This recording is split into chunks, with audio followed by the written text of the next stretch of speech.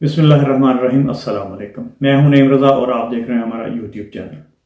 ناظرین، انسان کا کسی ایک وطن، مذہب، تہذیب، عقیدہ اور کسی مخصوص رنگ و نسل کی شناخت کے ساتھ پیدا ہونا محض ایک حادثہ یا اتفاق ہو سکتا ہے۔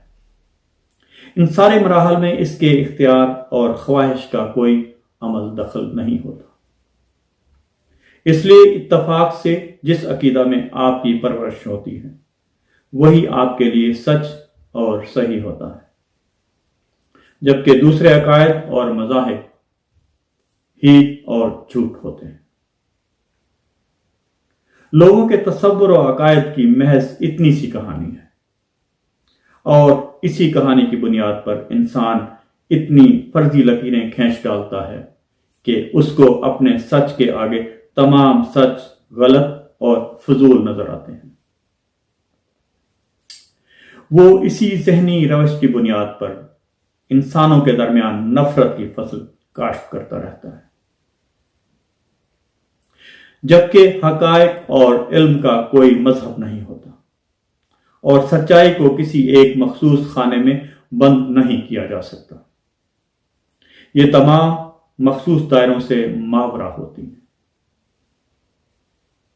عقائد و تصورات انسانی ورثہ ہوتے ہیں، اور یہ ہر دور میں تبدیلی کے عمل سے گزرتے ہیں۔ انسانی سوچ ارتقائی مراحل طے کر کے آج کے جدید دور میں داخل ہوتی ہے۔ اس سے پہلے انسانی سوچ مختلف ادوار میں سے گزری ہے۔ یہ سفر ڈارک ایج سے شروع ہوا، پھر مڈل ایج میں داخل ہوا، اس کے بعد نشاط ثانیہ سے ہوتا ہوا آج کی جدید ترین ایج میں داخل ہو چکا ہے۔ ان تمام ادوار میں انسانی سوچ نے بہت سے موڑ لیے ہیں، مگر یہ بات طے ہے کہ ہر دور میں انسانی سوچ ہمیشہ برتری اور ترقی کی طرف ہی گئی ہے، اور یہ ارتقا ہی ایک خوبصورت انسانی مستقبل کا ضامن ہے۔ ناظرین، ہمیشہ وہی قومیں ترقی کرتی ہیں، وہی قومیں ترقی کرتی ہیں جو وقت کے ساتھ ہم آہنگ ہوتی ہیں۔ قرون وسطیٰ میں پادریوں کا راج تھا، حکومتی معاملات میں بھی چرچ کی بہت زیادہ مداخلت تھی۔ لوگ اپنی پریشانیوں اور بیماریوں سے شفا کے لیے چرچ کا دروازہ کھٹکھٹاتے تھے۔ جب یورپ میں طاعون کی بیماری پھیلی، جی ہاں ناظرین، جب یورپ میں طاعون کی بیماری پھیلی جسے بلیک ڈیتھ کے نام سے بھی جانا جاتا ہے، لوگ اپنے پھوڑے زدہ جسموں کے ساتھ پادریوں سے اپنے دکھوں کا مداوع کرنے کے لیے التجا کیا کرتے تھے، مگر ان کے تمام عقائد کے باوجود آدھا یورپ اس بیماری کی نظر ہو گیا تھا، اور گلیاں قبرستان کا منظر پیش کرتی تھی۔ اس صورتحال نے چرچ کے مستقبل پر ایک کاری ضرب لگائی، اور لوگوں کے ذہنوں میں چرچ کی تعلیمات، جی ہاں ناظرین، چرچ کی تعلیمات کے حوالے سے شکوک و شبہات جنم لینے لگے، اور انہی شکوک و شبہات کی بنیاد پر یورپ میں کیتھولک کے مقابل پروٹسٹنٹ آ گئے۔ جی ہاں ناظرین، کیتھولک کے مقابلے پر پروٹسٹنٹ آ گئے، اور پھر آگہی کا ایک نہ تھمنے والا سلسلہ شروع ہو گیا۔ یورپ آج احیاء علوم کے عہد سے نکل کر ایک جدید ترین انسانی دور میں داخل ہو چکا ہے۔ جب تک وہ روایتی تصورات کے ساتھ چمٹے رہے اور مذہب کے نام سے ایک دوسرے سے گتھم گتھا ہوتے رہے، تو تاریکی ان کا مقدر ٹھہرے، اور وہ صدیوں تاریکی میں ڈوبے رہے۔ جیسے ہی وہاں علم کی ہوائیں چلیں تو یورپ تاریکی سے باہر نکل آیا۔ انہوں نے کاروبار ریاست سے چرچ کو نکال باہر کیا۔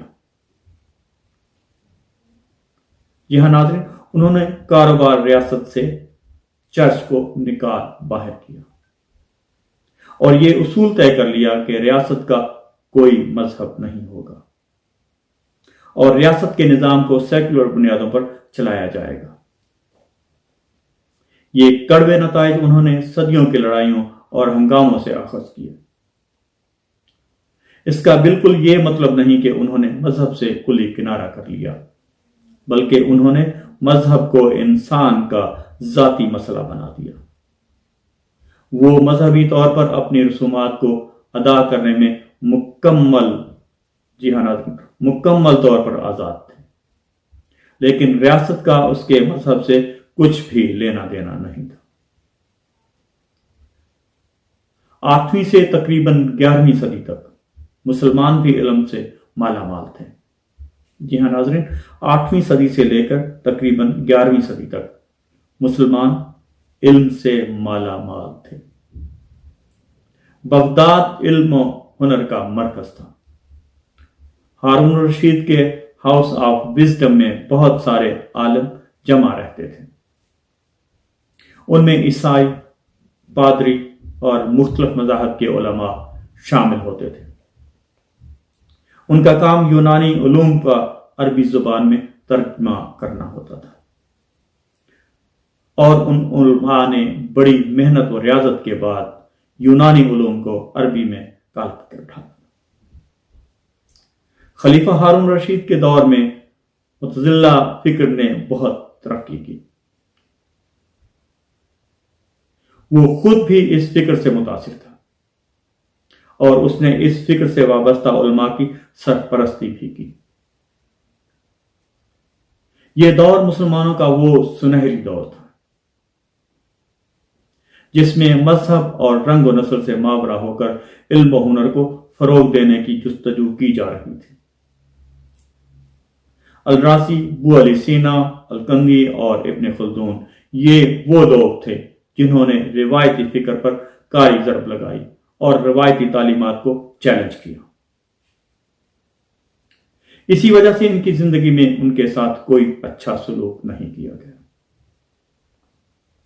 इनको मारा पीटा गया और कुछ की किताबें तक जला दी गई। इनमें से अक्सर उलमा मुतज़िला फिक्र के पैरोकार थे और हैरानी की बात तो यह है कि इनको मारने पीटने वाले दूसरे मज़ाहब के लोग नहीं थे, बल्कि हमारे मुसलमान भाई थे। जी हाँ नाज़रीन, हमारे मुसलमान भाई थे।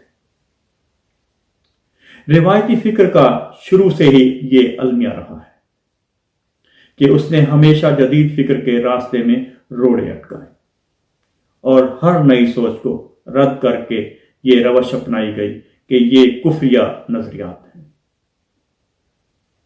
एक वक्त ऐसा भी आया कि इल्म हमसे रूठ गया।